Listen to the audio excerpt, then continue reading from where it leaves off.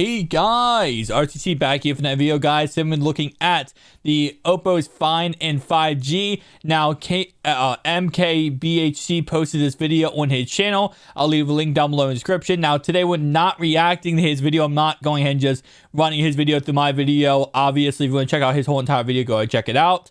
Today, what we're talking about is, again, should you buy the Z Fold 3 or the brand new Oppo's Find in 5G. Now, starting off right away, as you guys can see, he has on the screen here, it is a 5.9-inch display, and you will notice right away on this outside display that it is, of course, a lot smaller and bigger than this Z Fold 3. And that's the first selling point, because this is honestly probably the biggest thing you can really break it down starting off right away. This has a candy bar cell phone front display. This is a long and thin front display. This display right here is 60 hertz. This display in the Z Fold 3 is 120 hertz. So it really comes down to this outside display. You're getting twice the hertz, but you're getting a bigger display on this Oppo's Find in 5G. So it's, what do you want? Do you want a 60 hertz display that's bigger, more, you can do more things on it? Or would you rather have a more thin, smaller display that has 120 hertz? So that's number one. That's what really sets apart this phone from the Z Fold 3, is of course how big of a phone it actually is. It's more or less looks a lot like the Surface Duo 2 when it comes to the outside display, more or less than the Z Fold 3. And I think the biggest thing to take away from all this, just starting off right away, is, and I just kind of said this myself, so I kind of made a mistake myself, is this is not a copycat of the Z Fold 3. In any way possible. Yes, it looks somewhat similar to it, but it's going to look similar to it no matter what. At the end of the day, this is its own phone, especially if you look at the outside of this and you really break this down. This is not the same phone. This does not have IPX8 rating. This is not IP certified. Now, they do claim that you can splash this phone and get maybe a little bit of a splash or rain and you won't break it. But this is not like the Z Fold 3 that has IPX8.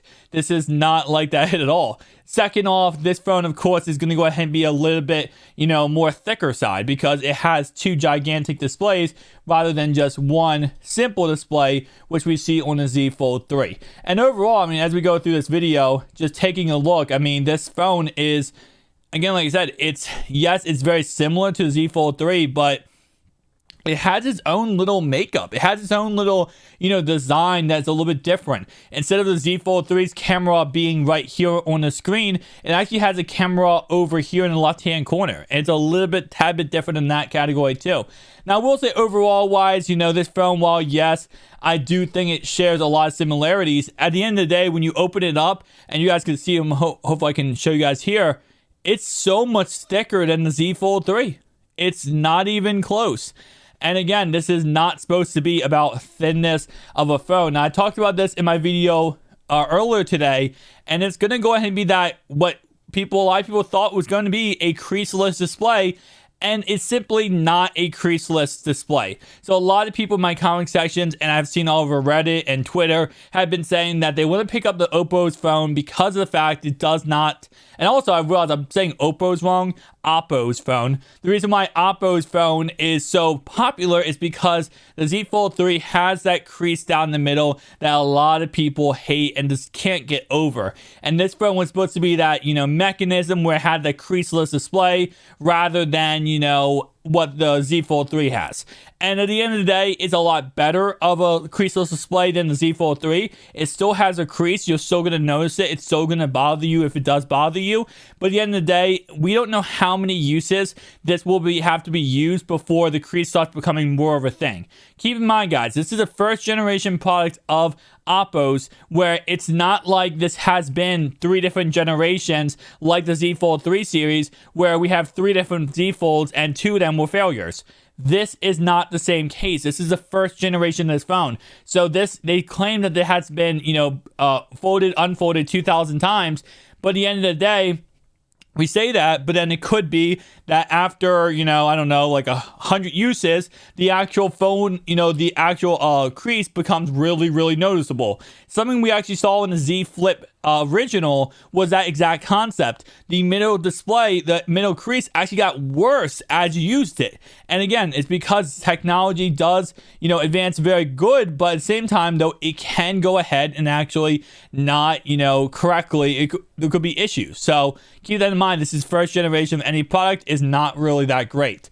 Next thing I want to talk about is going to go ahead and be that camera. So something that I will say with the Z Flip series, I'll say Z Fold series, is that they have an under display camera. Now that's a good thing and a bad thing. First off, why is it a good thing? Well, it's a good thing because of the fact that it actually disappears when you're consuming media. So when you're not using the camera, it's almost impossible to actually see what a camera is. You can see it a little bit because it's like pixels over top of the camera.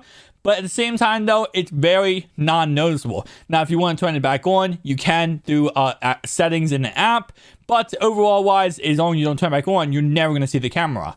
This looks like this is not an under-display camera. Now, why is there a benefit to that? Well, because of better megapixel camera.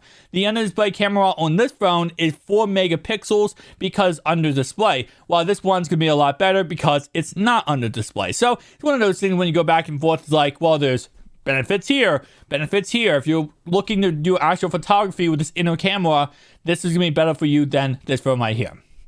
Next thing, it has a better battery life on the Oppo's phone than it does on the Z Fold 3. Now, I'll be honest with you. I have not had any issue with battery life on the Z Fold 3 in any way possible. So with that being said, I don't really think it's a big deal. But if you have been using Z Fold 3 and you're like, wow, that battery life is just simply going through, it has a bigger battery on this phone. Now, again, it does also have a bigger outer display than the Z Fold 3. Doesn't have 620 hertz at 60 hertz. So there's give and takes, but overall wise, it definitely is going to be interesting. Second thing here is going to go ahead and be the same. This is the same concept as the as the Z Fold 3. You can do exact same thing where you just go ahead and have the outer display be a viewfinder. Obviously, this one's a lot bigger overall wise, but if I go ahead and let me see, I forget how you do this on this phone. Oh, there we go.